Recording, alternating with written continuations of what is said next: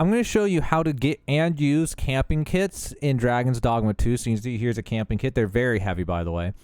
So in order to get these, you can find them all over the place, rarely as one-time drops.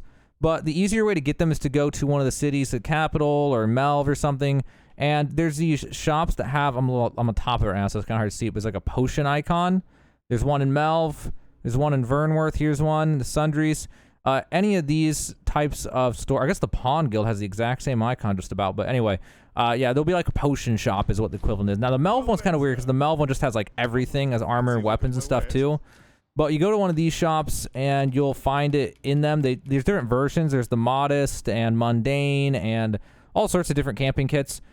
And you just buy them, right? And they're really heavy and you carry them around. Once you have at least one in your inventory or any of your pawn's inventories, then what you need to do in order to use one actually is you have to find a camping spot. So you see right here, there's campsite.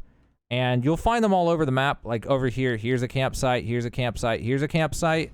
And when you get to one of those, there'll be like a little fire and you'll be able to use it there. When you get to a campsite, it will look like this. There's one over here by Mel, for example.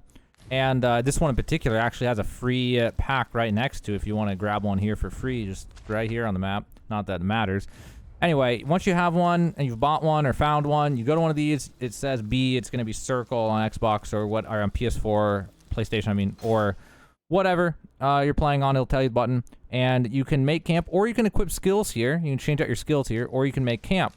Now, when you make camp, what happens is this is sort of like an inn where it restores your health back to maximum, but it actually will not restore your health at all unless you cook food. So if you look at the campfire, it'll let you cook food, but it will only let you cook meat. So only you can cook is some type of meat. If you don't have some type of meat, you can't cook anything.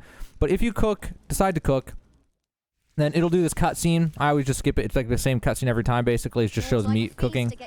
Then after you cook meat, if you sleep after cooking meat, it will restore all your party members' health to maximum, restore your maximum health to maximum, just like staying at an inn. So you get the options of resting until morning or rest until nightfall. You can also change out skills here. And then this is really helpful for changing out the world to nighttime without having to go back to a town if you want to do something at night, or vice versa, without having to just wait for 5, 10, 20 minutes or whatever. And then that's it. And now you're done. And you can just spam camp if you want. Now, something that can happen is you can get ambushed by monsters while you camp. And when that happens, there's a chance it'll break your camp set. So I have, this guy has 3.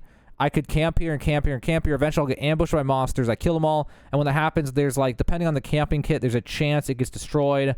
For the mundane one, it's like a 1 in 2 or 1 in 3 chance maybe. And for other ones, it could be a little bit, different. But that can happen. And other than that, it's just the same thing. Every so often, things respawn in the world. Keep that in mind for skipping time. Every 7 days or so, all the monsters respawn and stuff. And that's about everything you need to know. So hopefully it helps you out. Now you know how to get and use camp kits and use the campfires in Dragon's Dogma 2.